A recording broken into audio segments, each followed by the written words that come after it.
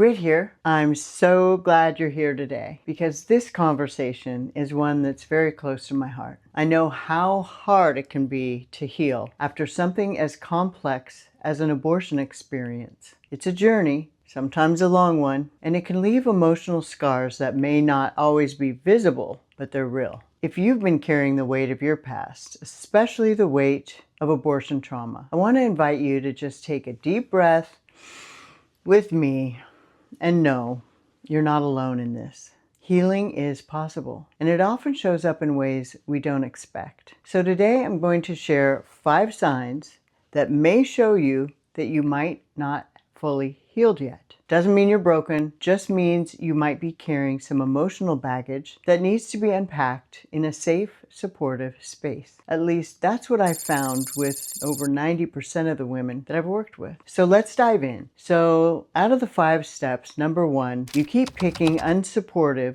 or toxic partners. So first we're going to talk about relationships because often the people we choose to surround ourselves with can reflect where we are in our own healing journey. I found that for myself. I can often gauge where I am by who I choose to surround myself with. So if you find that no matter how hard you try, you keep picking the same type of partner, someone who's emotionally unavailable or even toxic or abusive, or just not present or supportive, it could be a sign that you're still carrying unhealed pain from your past. It's almost like you've learned to expect love and validation in unhealthy ways. Maybe deep down you don't feel worthy of a truly safe and loving reciprocal relationship. I know in my own journey, I found myself in a cycle of choosing partners who mirrored the inner turmoil and fear I had of truly being seen, and I didn't know how to break that pattern until I started to realize I needed to tend to my own healing before I could attract the right kind of love. And the truth is,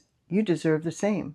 Someone who sees you for who you are, not who you fear you are or who you pretend to be. So many of us have that look good that the world encourages us to put on. Well, I'm encouraging you to take that off because that's where your true beauty is. The beautiful you that God made you to be. His creation, not something that we put on the things of the world to try to fit in. And I know our God wants you to feel not just His love, but loving yourself. I know for myself, when I really hadn't processed through what I needed to get to the other side of abortion trauma, I didn't recognize the important aspect. I didn't recognize the importance of protecting my heart and my spirit. So choosing toxic relationships, work, personal, etc., may stem from unresolved pain or a lack of self-worth. And Proverbs 23 says, above all else, guard your heart, for everything you do flows from it. And this reminds us to protect our hearts, which is the first step in making healthier choices and attracting relationships that align with who you truly are. Number 2, you interrupt people in conversations. Another sign you might not have fully healed is how you engage in conversations. Do you find yourself frequently interrupting others, maybe even when they haven't finished talking or in the middle of a sentence? You know, it may seem like a very small thing, but often it's a reflection of something deeper. And when we haven't healed, we sometimes struggle to feel heard. And you may feel like you have to fight to be understood or heard or validated, like your voice doesn't matter unless it's heard immediately. This could possibly be the echo of those past experiences of being silenced, whether it was in the aftermath of abortion or another traumatic event in your life. And interrupting can also signal an inability to truly be present with ourselves or others, to allow them to speak, to allow ourselves the space to listen, because it's all about creating room for others and yourself to feel safe and understood. When we're healed, we feel more patient and open in conversations. James 1:19 reminds us to be quick to listen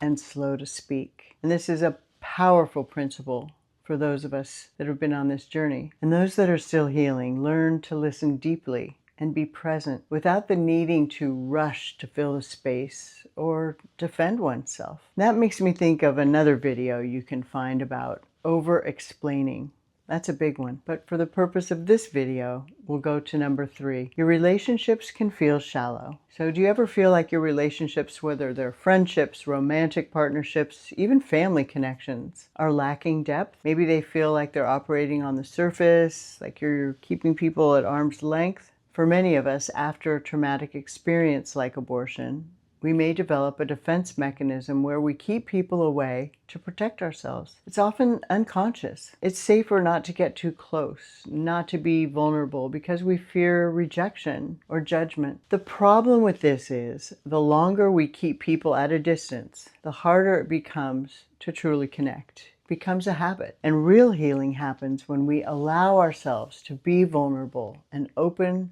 with other people. And when we do that, we invite deep, authentic connections into our lives. And it's through those connections that true healing can flourish the way God meant it to be. Let me share another scripture with you. 1 Corinthians 13:12. For now we see only a reflection as in a mirror, but then we shall see face to face. Talking about being known fully and knowing fully. And when we have the ability to be present with ourselves and feel our feelings, we can know ourselves. Because shallow relationships can be a defense mechanism against vulnerability, which again is often the result of past trauma. And that scripture reminds us of God's love, and we can always be fully present with Him and have more authentic connections where we can truly know and be known. And that's what I want for you. There is a freedom in that. And then we are actually thriving in life, right? Not just surviving. We actually enjoy being around others and not dread it. We're actually okay going out and being amongst our peers and family and friends because we're able to be real. And that's something that people can feel, whether it's spoken or not. Of course, you know, or if you don't, now you do. 90%, depending what expert you talk to, approximately, most say more, of human communication is nonverbal. So when we remove blockages that we've held in ourselves, people hear it, right? Not with the ears, but with the spirit. Number 4. Are you afraid to feel your feelings? Another sign that healing might still be a work in progress is your relationship with your own emotions. You find yourself avoiding feelings, especially the tough ones. Maybe you're afraid of feeling sadness like I was, or anger, or even joy. I had a tangible fear of anger.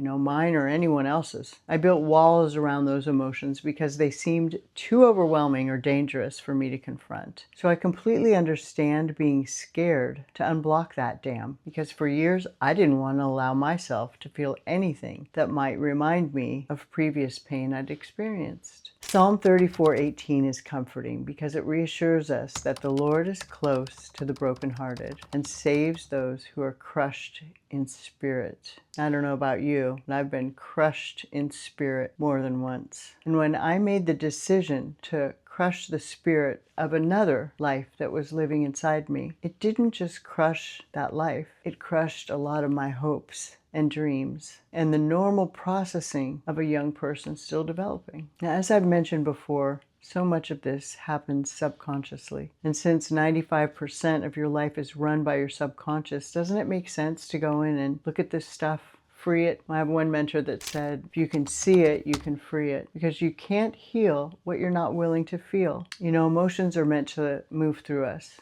not be pushed away. So when we don't allow ourselves to feel what's buried deep inside, those feelings show up in ways we don't expect, like anxiety, irritability, and even physical symptoms. That as well is another video. So to wrap up sign number 4, I want to assure you that healing is a process of learning how to feel again. And to feel safe in your emotions means giving yourself permission to grieve, to be angry, sad, even joyful again.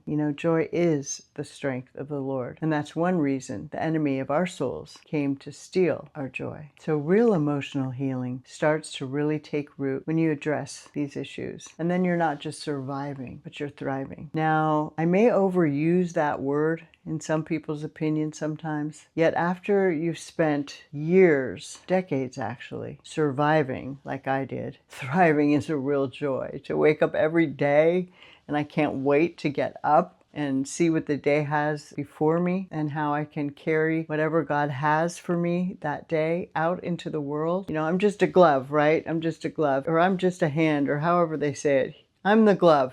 He's the hand. He fills the glove. And I have a life now that I couldn't imagine years ago. Okay. Number 5, I alluded to it earlier. You're uncomfortable with anger, yours or anybody else's. I was actually terrified when people around me would get angry. So this is a big one. And it's one I think a lot of people overlook when it comes to healing, rising, thriving, moving on in life. You may not even felt you were stuck. Yet how do you feel about anger? Does it make you feel deeply uncomfortable, whether it's yours or someone else's? Do you squirm? Do you avoid it? I've seen so many women struggle with anger, especially after a traumatic experience. Anger is often seen as a bad emotion, something to be avoided or suppressed. As I mentioned, I spent my life doing that. But in truth, anger can be normal. It can be a signal that something isn't right, that something needs to be addressed. There is such a thing as healthy anger. So it's crucial we deal with our anger constructively and not let it lead us into sin or give room for bitterness. Because the goal isn't to suppress, but to process and release it in a healthy way. And for decades, as I admitted, I was terrified of anger. And I thought if I allowed myself to feel angry, it meant I wasn't healing properly. I even thought I didn't deserve to be angry with other people because of all the mistakes I made, so I let a lot of people slide when I should have been angry about a few things. Anger can help you identify boundaries that need to be set and defend your space. And it can be a powerful tool for change. When you take a stand for your own well-being, when you're not afraid of your anger or anyone else's, you can allow yourself to stand in your own truth. And something I often say to my clients is that science says that depression is anger turned inwards. And for a woman who's been through an abortion, we're the person that we're usually most angry with. Does that sound familiar? I understand that facing these signs can be uncomfortable. They might even bring up some old memories or emotions you've been trying to avoid. I want you to hear this. You're not alone. And it's okay to not have it all figured out yet. Because healing's not linear. Sometimes you may feel like you're making great progress, and other days you might feel like you've taken a step backward and it's time to go back to bed. That's completely normal. What matters is that you show up for yourself every single day and give yourself grace and compassion as you navigate your path. I hope some of this was helpful, and if you resonate with any of these signs, know it's never too late to start healing. You deserve peace. You deserve to feel safe, loved, and whole. So take a breath and remember, healing is a journey, not a destination. And every step you take, no matter how small, it's in the right direction. Thanks for sharing this time with me. I hope you found something that spoke to you. If you'd like to continue this conversation or explore more healing topics, I'd love for you to subscribe to this channel and share your thoughts in the comments. So until next time, I want to let you know I'll do my best to answer your comments. And remember, you are beloved.